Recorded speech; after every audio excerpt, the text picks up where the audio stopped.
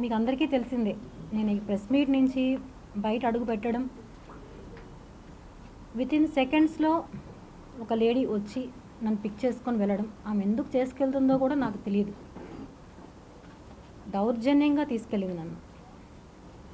ఆమె ఎలా తీసుకెళ్ళిందంటే, ఆమెకి ఎవరో ఫోర్సబుల్గా చెప్పి, మీరు ఈ అమ్మాయిని తీసుకురాకపోతే మీకు జాబ్ లేదు అని వాళ్ళకి చాలా ఎంత ప్రెషర్ పెట్టారో అంత ప్రెషర్ ఉంటేనే ఆమె అంత ఇలా బిహేవ్ చేస్తుంది.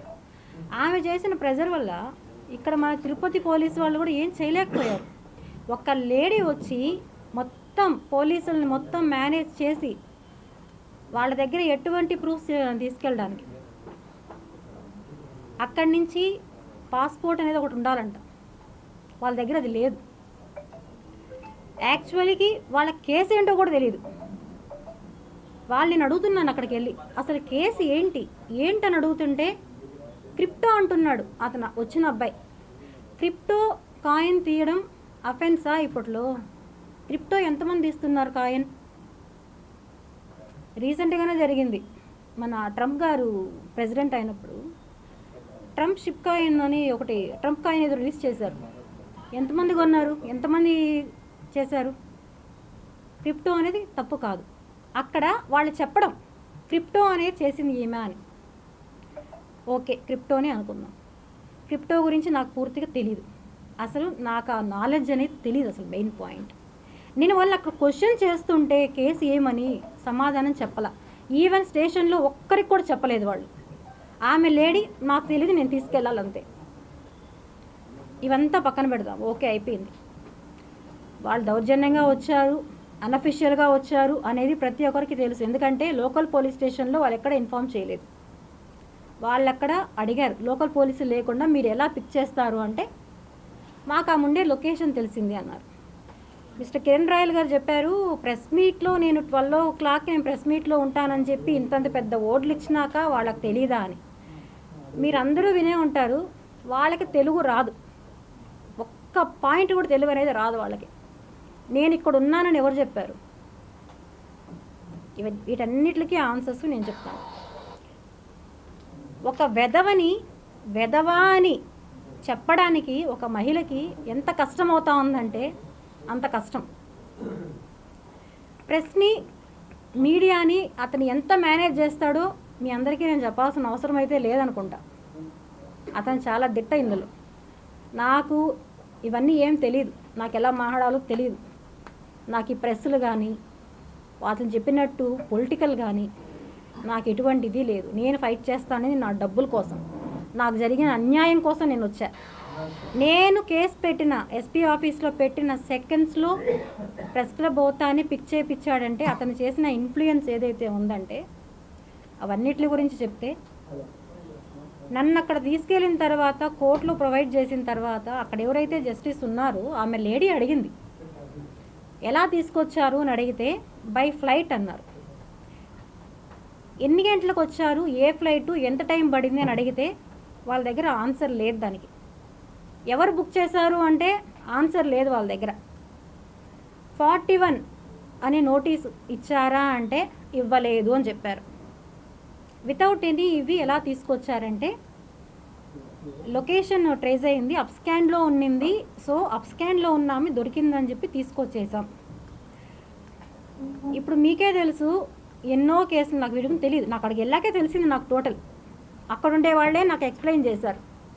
కొన్ని కోట్ల స్కామ్స్, తీవ్రవాదులు ఎంత వాళ్ళైనా కూడా వచ్చి ఇమ్మీడియట్గా 2 గంటల్లో ఫ్లైట్ వేసుకొని వచ్చేసి ఒక హోటల్లో, ఎవరైతే ఈ కిరణ్ రాయల్ ఉన్నాడో వాళ్ళని దింపి ఒక హోటల్లో ఒక ప్రైవేట్ ట్యాక్సీ బుక్ చేయించి, గవర్నమెంట్ ట్యాక్సీ కాదండి, నోట్ చేసుకోండి, గవర్నమెంట్ వెహికల్ కాదు, ప్రైవేట్ వెహికల్ తీసుకొని వచ్చి వాళ్ళని అక్కడ ఎక్కించి, మీరందరూ చూడాల్సిన విషయం ఏమంటే ఇందులో అన్అఫిషియల్గా ఒక అతను కారులో ముందర కూర్చోన్నాడు, వైట్ షర్ట్ వేసుకొని, ఒక పిల్లోడు.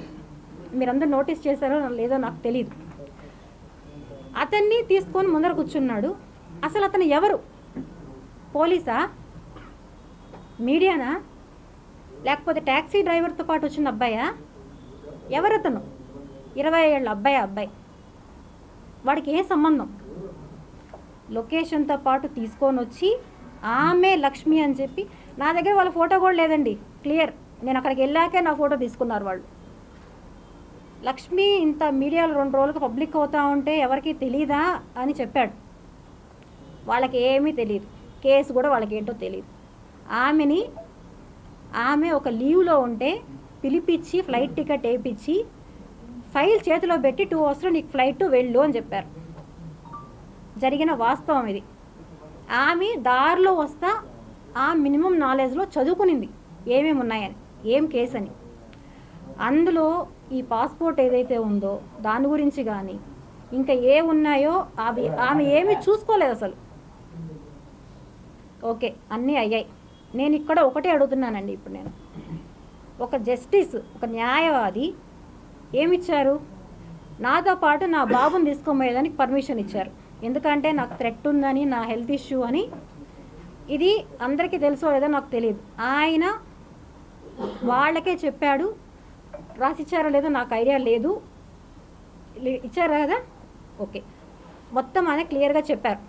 వాళ్ళు తీసుకెళ్తామని చెప్పి నాతో పాటే మా బాబు వచ్చాడండి, తీసుకొచ్చారు చెన్నై దాకా. చెన్నై ఎయిర్పోర్ట్లో ఏదైతే ఉందో బాబుని బయట పెట్టి టికెట్ తీసుకొని వస్తాము ఉండు అని చెప్పి ఇమీడియట్గా నన్ను లోపలికి తీసుకెళ్ళిపోయారు వాళ్ళు. మా బాబుని అక్కడ నిర్దాక్షిణ్యంగా వదిలేసి తీసుకెళ్తామని చెప్పారు.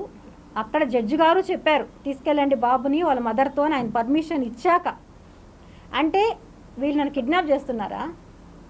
ఇంకేమన్నా చేయాలనుకున్నారా? ఏం జరిగింది ఇక్కడ?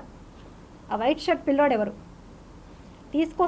టికెట్ తీసుకొస్తానని చెప్పి మా బాబుని వదిలేసి వెళ్ళిన వాళ్ళు ఎందుకని వెళ్ళారు?